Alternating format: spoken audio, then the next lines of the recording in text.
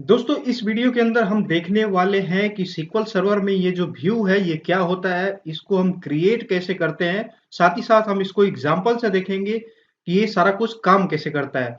तो चलिए इस वीडियो को शुरू करते हैं और सीखते हैं व्यू के बारे में। तो व्यू एक तरीके से हम बोल सकते हैं ये वर्चुअल टेबल होता है जो कि एक्चुअल जो टेबल होता है उसी से ये मिलके बनता है। तो जैसे जो हम असली में जो अपनी टेबल बनाते हैं एक्चुअल में वो क्या होता है, स्टोर होता है डेटाबेस के अंदर। लेकिन यहाँ पे जो वर्चुअल ये जो टेबल है, व्यू है, ये एक तरीके से ये स्टोर नहीं होता है। ये जस्ट एक काइंड ऑफ वर्चुअली टेबल होता है, यानी कि जैसे हम इसकी क्वेरी को रन करते हैं तब ये डेटा लेके आता है और हमें शो करा देता है। और इसके फायदे क्या है कि सबसे पहले हम यहाँ पे जो सिक्योरिटी का कंसर्न है उसको हम यहाँ पे इंप्लीमेंट कर सकते हैं व्यू की हेल्प से। यानी कि अगर मान लीजिए आपके टेबल के अंदर बहुत सारे कॉलम है, ठीक है। अगर हम क्वेरी लिखते हैं तो हम किसी टेबल के अंदर से किसी भी कॉलम की वैल्यू को हम निकाल सकते हैं। लेकिन अगर हम उसी टेबल का व्यू अगर हम बना देते हैं तो हम एक पर्टिकुलर कॉलम का ही एक्सेस, एक तरीके से हम बोल सकते हैं कि एक पर्टिकुलर कॉलम को फेच करने के लिए ही हम यहाँ पे व्यू की क्वेरी लिख सकते हैं। और साथ ही साथ अभी यहाँ पे एंड यूजर जो है उसको पता ही नहीं चलेगा कि और भी इसके अंदर कॉलम क्या थे या कॉलम की एक्चुअल वैल्यू क्या थी। इवन आप कॉलम की वैल्यू को भी रीनेम कर सकते हैं। तो खैर इसको हम यहाँ पे प्रैक्टिकली करके देखते हैं तो आपको ज्यादा समझ में आएगा। यहाँ पे अभी वर्चुअली में बताऊंगा तो आपको समझ नहीं आएगा। इसको हम यहाँ पे अपने सिस्टम के ऊपर करके देखते हैं कि ये चीज कैसे काम करती है, ठीक है। तो सबसे पहले यहाँ पे मेरे पास दो टेबल है। एक टेबल टीबीएल टीचर और टीबीएल कोर्स। यहाँ पे इसका डेटा कुछ इस तरीके से है, ठीक है।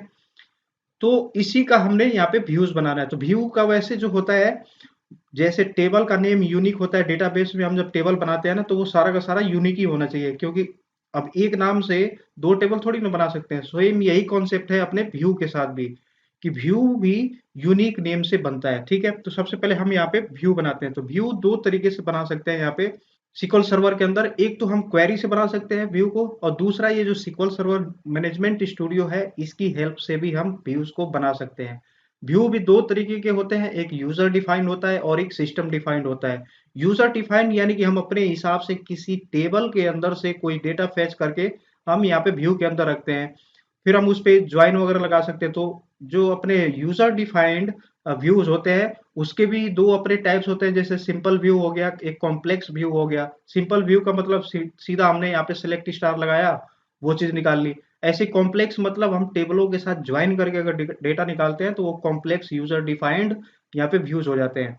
सेम ऐसे ही अगर मान लीजिए, सेम ऐसे ही जो अपने सिस्टम डिफाइंड होते हैं, वो जो व्यूज बने होते हैं वो ऑलरेडी यहाँ पे डिफाइंड होते हैं। इस डेटाबेस के अंदर ऑलरेडी बने होते हैं। जैसे कि अपना मास्टर हो गया, टेम्प डीबी हो गया, ये एक तरीके से सिस्टम डिफाइंड व्यूज होते हैं, ठीक है। तो सबसे पहले मैं आपको यहाँ पे क्वेरी से बताता हूँ कि किस तरीके से हम क्वेरी से व्यू को बना सकते हैं। वैसे भी प्रैक्टिस आपकी क्वेरी से ही होनी चाहिए, जिससे आप ज्यादा सीख भी सके और आसानी से कर सके। तो हम यहाँ पे अपनी व्यू को पहले बनाते हैं कि किस तरीके से यहाँ पे हम डेटा फेच कर सकते हैं। तो यहाँ पे सबसे पहले इसको मैं थोड़ा सा छोटा कर देता हूँ ताकि ये पूरा यहाँ पे इस आएगा यहाँ पे। तो यहाँ पे व्यू बनाने के लिए जो कीवर्ड यूज होता है, जैसे हम टेबल बनाने के लिए क्रिएट टेबल करते हैं, ऐसे व्यू बनाना है तो हम यहाँ पे यूज करते हैं क्रिएट व्यू। फिर इसके बाद से हमें व्यू का नेम देना होता है, क्या हम व्यू का नेम देना चाहते हैं। तो जैसे मैं नाम दे देता हूँ वीएम, या वीएम, चलिए ठीक है, वीएम या वीडब्ल्यू हम ऐसे रख दिए। व्यू का नाम इनिशियली ऐसे रख देते हैं तो क्लियर भी रहता है कि ये व्यू है, ठीक है। और इसके बाद से मैं नेम दे देता हूँ इसका टीचर कोर्स, और एज कीवर्ड हम इसके बाद लगा देते हैं। अब यहाँ पे जो भी क्वेरी से हमें निकाल के लेके आना है वो सिलेक्ट सिलेक्ट की मदद से हम यहाँ पे निकाल के इसके अंदर लेके आते हैं।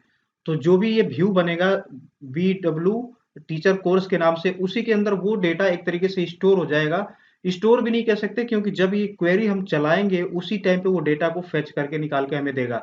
अपने अंदर वो कुछ भी स्टोर करके नहीं रखता है, इसीलिए इसको वर्चुअल टेबल भी बोलते हैं हम, ठीक है। असली जो डेटा होता है वो जो मेन अपना टेबल है, यानी कि ये जो टेबल आपको दिख रहे हैं इसके अंदर असली में डेटा होता है। इन्हीं की हेल्प से, यानी कि ये बेस टेबल हो गए और ये हमारा जो बना ये एक तरीके से चाइल्ड या फिर वर्चुअल टेबल इसको हम बोल सकते हैं।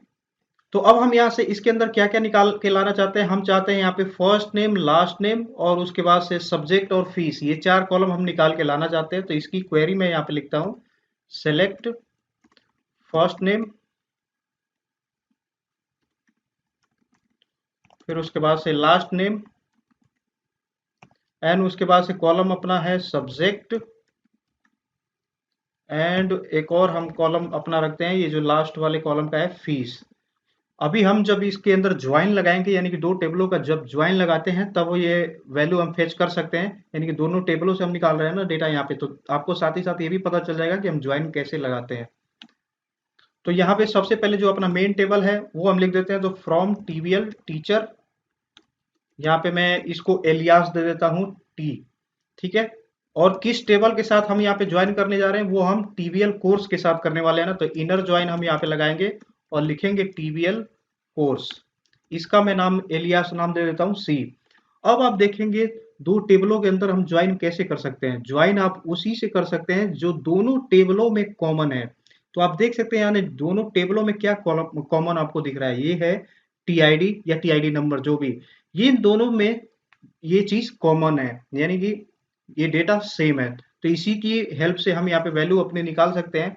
तो यहाँ पे मैं ये कहना चाह रहा हूँ कि टी डॉट, अगर मान लीजिए मैं टी आई डी करता हूँ, पहले हमें ऑन कीवर्ड लगाना होगा, ऑन यानी कि हम किस कंडीशन के बेस पे इन टेबलों को ज्वाइन कर रहे हैं, वो चीज हम यहाँ पे ऑन के बाद लिखते हैं।